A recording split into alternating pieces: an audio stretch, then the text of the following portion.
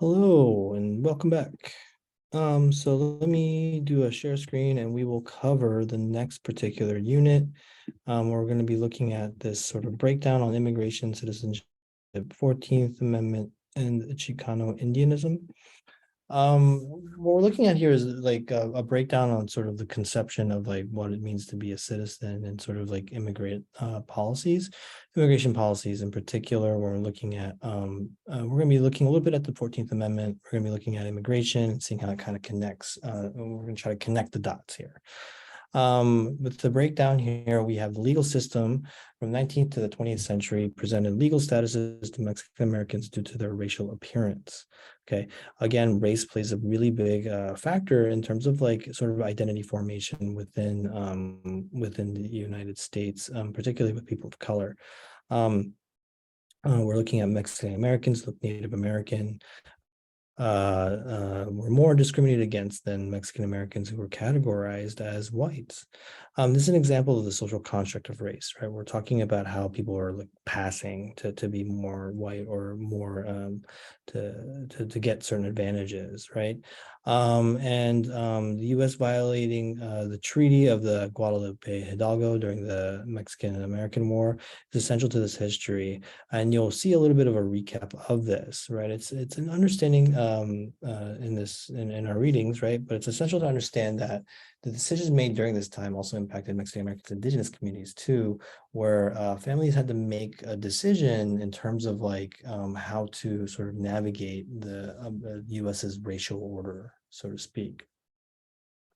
And this is a quote that I really liked from the Menchaca piece that we read. Ironically, the political privileges that the Spanish and Mexican governments had previously given people in the Southwest were abolished by U.S. racial laws. The Mexican mestizos and Indians entered a new racial caste-like order in which their civil rights were limited. Given the nature of the U.S. racial system and its laws, the conquered Mexican population learned that it was politically expedient to assert their Spanish ancestry. Otherwise, they were susceptible to be treated as American Indians. I think it's really important to understand that not only did the United States sort of, not sort of follow through with the treaties, then sort of, particularly with like the geography of like what was supposed to be Mexico and what was supposed to be the United States. There were also racial implications where you have sort of the Mexican population and sort of the folks that are kind of in limbo. You're either indigenous or Mexican, really kind of navigating this space and sort of trying to identify themselves as being, say, Spanish, right, or being more European, so that they can kind of get these advantages. It's not like you have these sort of technology that you have today, where you're able to sort of claim a particular race or not, right? It was very much visually. Or whether or not you could, one could make it up, one would make up their own sort of heritage depending on the way that they look. They would sort of buy into their own whiteness, so to speak. And they wish to escape the full impact of discriminatory Indian legislation, right? To really formulate their own identity as, no, we're not Native American, because if you're Native American, you'd be treated a lot worse. And this sort of racial hierarchy is not unique, but also stems from the colonization of Mexico by the Spanish. As you can see through this picture, you can kind of tell like these different degrees of like sort of racial hierarchies that were kind of developed by the Spanish to sort of determine who was better or worse, right? Depending on skin color, right? What we also see is that citizenship was also denied to Native American and Mexican Americans who were Native, right?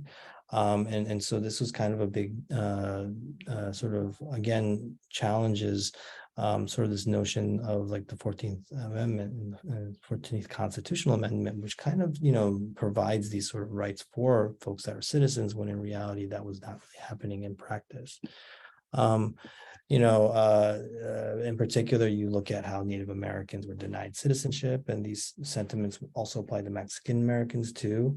And this was not allowed yet. It was still passed, in terms of the 14th Amendment. So you have the Wong Kim Ark Act, right, which provides citizenship to the born U.S., yet we're still subject to these sort of like very vague interpretations of what it really meant to be, have citizenship, especially when you're looking at this sort of hyperlocal contextualization of what citizenship really meant.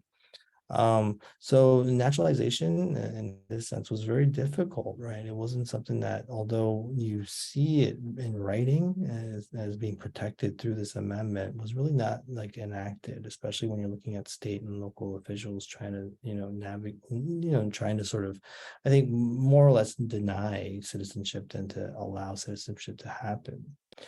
So Mexican Americans were considered mixed race, and therefore they were denied the privileges of whites, which included citizenship, right? So obviously, this was a path that was again in a similar light to what we see with the 13th Amendment. The 14th Constitutional Amendment really was sort of like not really sort of enacted in the way that it was, I guess, sort of at least the rhetoric or the language that was being used was to sort of allow. They were also so what you also have is segregation laws that further complicated these matters, where one's racial makeup, determined how they would be considered white or not white. So again, what we're looking at here is these racial components that really come into play, where individuals on that were trying to sort of pass as white so that they could sort of earn or earn the right to citizenship was definitely at play, even though you had this sort of change in the America's sort of constitution.